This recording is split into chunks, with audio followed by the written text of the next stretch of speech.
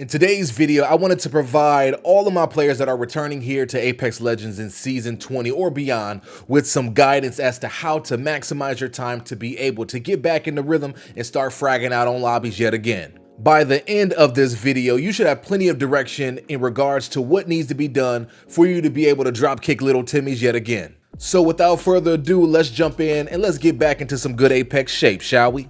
Now, before we get into those actionable things, the first thing I need you all to do is update yourself on the game changes, please. Heading into Season 20, the framework of the game is evolving like no other. A ton of new things are now in the mix, such as the new ability upgrade system, how armor works, replicator functionality, and much more. So hit the patch notes up, homie.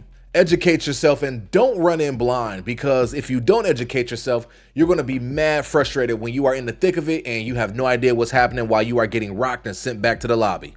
All right, now after you've read the patch notes and you are all caught up to speed in regards to everything that you needed to be caught up to speed on, we can focus on the actionable things now. Well, outside of jogging our brain here a bit, all right? The first thing that we need to do is jump into firing range and get back in an Apex rhythm by reacquainting ourselves with the basics, okay? So let's just take some time to play around with the weapons here, right? Because weapons are always being balanced, right? They're adding recoil, taking away recoil, changing up how much ammo is in the magazine, you name it, right? There are a ton of adjustments that have occurred since you last played. So go ahead, jump in here, shoot around some stuff, and just kind of fiddle with the weapons. Pick up the Havoc, pick up the Devotion, pick up whatever weapons that you want to refamiliarize yourself with, and just shoot them off. Shoot them off, hit targets, hit dummies, and as a matter of fact, to give you an example after you've kind of revved the engine a little bit, something you can do is hit some stationary targets, all right?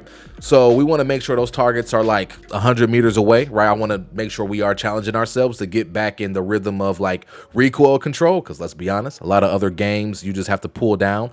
Apex is, you know, you have to pull down a little bit, may have to add a little counter strafe in there, whatever the case may be, right? So again, an example, let's try to hit these targets about 100 meters away right here with the full clip of like the R99 or the car or whatever weapon is your preference. I would say like maybe an SMG though, because like ARs are more susceptible to be able to hit that target at long range. Flatline maybe not so much, but I digress there a little bit. So stand here, you know, stationary, and just really focus on beaming that target, right? Reload, beam the targets, beam the targets, beam the targets. And look, I know it's going to be a lot more challenging on controller. I can openly admit that. I am well aware of that. But hey, if you get better at this, man, you're going to be beaming cats on the sticks. You know what I'm saying? So realistically, from a time standpoint, I would probably hang out here for about 5 to 10 minutes, just really focusing on stationary shots before I throw in maybe a little bit of a strafe here to kind of help me counterbalance that recoil, especially if you are on controller. But remember, you don't get aim assist on those targets in particular, so it's probably still gonna be challenging for you. Now that we've knocked that out for, you know, 5 to 10 minutes or however long you want to dedicate to shooting targets while being stationary, we're going to kick it up a notch, right? We're going to focus on our strafe shots against these bots that are strafing themselves, right? So you may want to start close range here, right? Let's see what we're looking at. 5-6 meters. Let me back up a little bit. Now we're looking 9-10 meters here, right? So if I'm rocking the R99, I want this to be a close range engagement, and I'm just going to focus on getting some strafing in, and then once I'm comfortable getting some strafing in, I'm going to add in those shots. And my shots are terrible, absolutely terrible right now. I want you to know I did not warm up at all before making this, all right? I'm literally in between, or I'm on a work break making this, so bear with me here. So again, I'm just focusing on left-right strafing. I'm focusing on hitting that upper torso to head here, and I'm just going to shoot. And I'm gonna do this again for about 5 to 10 minutes. If I switch to an AR, I'm going to back up a little bit. Now I'm sitting about 30 meters back, hitting with the flat line. to get some strafe shots in there. Again, trying to aim for that upper torso and head, and I'm just working. I'm knocking this out for 5 to 10 minutes. After I get comfortable with doing that, then I may focus on some hip fire action, right? Especially if you especially if you are a mouse and keyboard warrior. You know, hip fire work against a controller player up close, man, you got to be on point. So now I'm gonna go ahead and throw in some strafes and some hip fires. Again, missing all my shots, and I am blaming it on not being warmed up at all. That's probably not the case, but I digress there. But again, I'm just going to focus on hip fire here. Boom. I'm still trying to aim for that upper torso, the head area, because you will hit those from the hip fire. And I'm just strafing back and forth. After a while, after I'm done with left, right strafing, I may throw some crouching in there, right? Get a little bit of spammage. Of course, remember, don't over spam. You're just make yourself an easier target to get hit in your head, right? So, you know, strafe, throw it a little crouch in there. Just mix it up, back and forth, back and forth, back and forth. And again, I'm repping this out probably for about 5 to 10 minutes based off of how much I feel like I need to get out of this particular drill. Alrighty, so now that we have taken care of business on those stationary targets, right, we went ahead and we focused on recoil control there, not moving, just really using that right stick to aim or just that mouse to aim if you are a mouse and keyboard warrior, right? So we got that laser beam attuned in that regard. We went ahead and we came over here. We got some strafe shooting done in close range, in the mid-range sense, and even in the long-range sense, depending upon which weapon you were trying to tune. You know, we went ahead and took care of business there. We got some hip fire action in, right, making sure our hip fire was all good to go. We went ahead and handled business in that regard, and we got our crouch spammage tuned in as well. So now that we are all tuned up there, the last thing I want to make sure that we bring into proper alignment, proper tunage. I don't know the word. The last thing I want us to focus on here in this regard will be making sure that we are cover firing and repositioning. All right. We're going to focus on this for about 5 to 10 minutes and then take it into a freestyle, right? So if I'm using this pillar as cover and I'm focusing on this guy right here, let's pretend this guy doesn't exist. I want to make sure I'm a small target, right? As this guy is strafing out here. Come on. I want to go ahead, crack him up a little bit, play this cover, play this angle, right? Let's say I go ahead and I get the knock there. Boom, I get the knock. Now I want to reposition. His teammate's right here. I want to try to get a crack on the teammate to make the teammate peel back, right? Realistically, somebody isn't going to keep strafing. You know, if you crack their armor, they're going to be a bit apprehensive to continue engaging in that gunfight unless they are just a lunatic, which some people are. But I digress there a little bit, right? So I crack this guy, I reposition, I climb on top of the box to take high ground, make my box small. Now do remember, like, he can see my head and my shoulders, so I'm more susceptible to those crit shots, but still I'm a smaller target. So if his aim isn't all that and I get a little strafe, a little crouch spam here, I may be able to put this person down, right? I may be able to put this person down. Boom, I put him down. I drop back here, right? I reposition, pretend as if I'm, you know, ripping a bat or doing what I need to do, right? So I'm gonna go ahead, rotate around here. I'm gonna get my climb on. Boom, I'm gonna play this angle. And I'm gonna just rinse and repeat this, right? I'm gonna try to play cover, you know, never showing more than half of my body at an instant.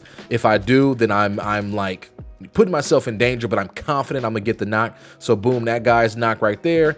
I'm gonna reposition because I'm going to pretend that his teammate is pulling up. Boom, I reposition on his teammate. Now I'm going to play this little corner right here to duck out of cover if need be. Just remember, if his teammate cracks you, then his teammate is going to fly you and you need an escape plan, right? If I'm Mirage, I got a little bit more of an ability to escape. But again, I digress there, okay? So I'm just rinsing and repeating that, again, trying to put myself mentally in the most realistic position possible. Again, going against bots is really easy to lose the intention behind what you are doing.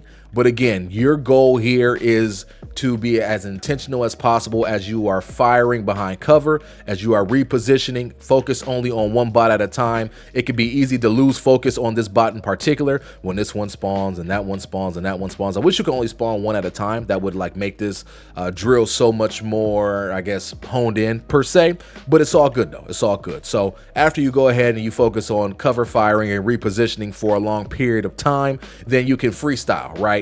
Run around the map, throw in a little bit of a wall bounce here and there, you know, take your shots, try to one-clip bots, rinse and repeat, run around the map like a lunatic, take shots when you feel it necessary, and rinse, repeat, rinse, repeat, rinse, repeat. At this point in time, if you want to activate the bots to become, what's the term, sentient? Is that the proper term? I think that's the proper term, so we're going to roll with it. If you want to turn on the bots so they start shooting back at you here, so you have more of a reason to run around the map, take less damage, do that. This is the perfect time for you to do this. This will be your final 5 to 10 minutes as you are making sure you are warm and making sure you are ready to rock as you move forward into mixtape and or the BR, okay?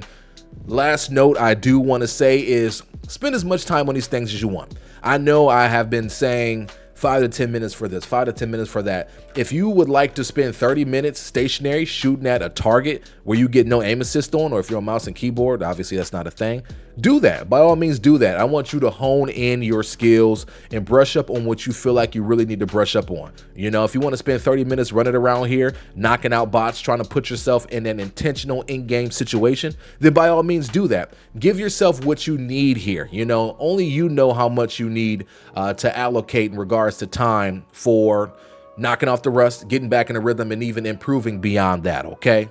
So now that we have refined all of our mechanics in the training range, I want you all to keep some mental notes in your mind as we jump back into some regular BR matches, okay?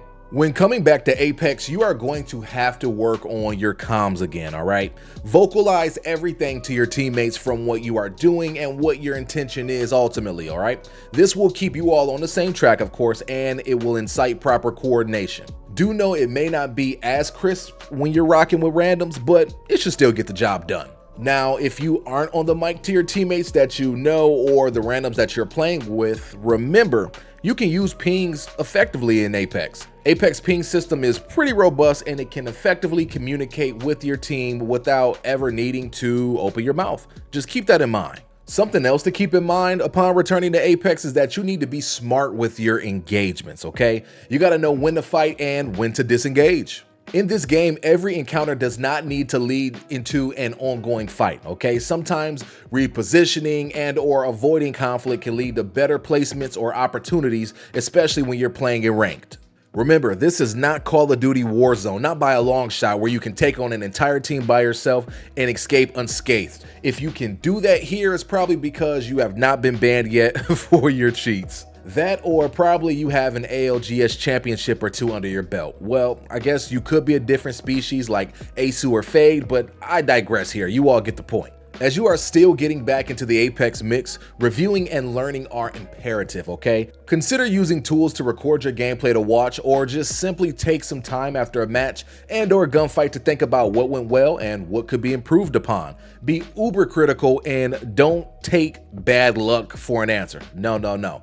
Do know that learning from every single mistake is crucial for improvement here. Now, if you don't happen to be a fan of watching your own gameplay, or you don't have a means to, you can watch streamers and or pro players, all right? Watching skill players can give you insights into effective strategies, positioning, and or even decision making. When they get themselves in a funky position, see how they react and how they get out of them, okay? Pay mind to where they do make mistakes so you can learn to not make the same mistakes that they did. Soak it all in so you can grow from their experiences.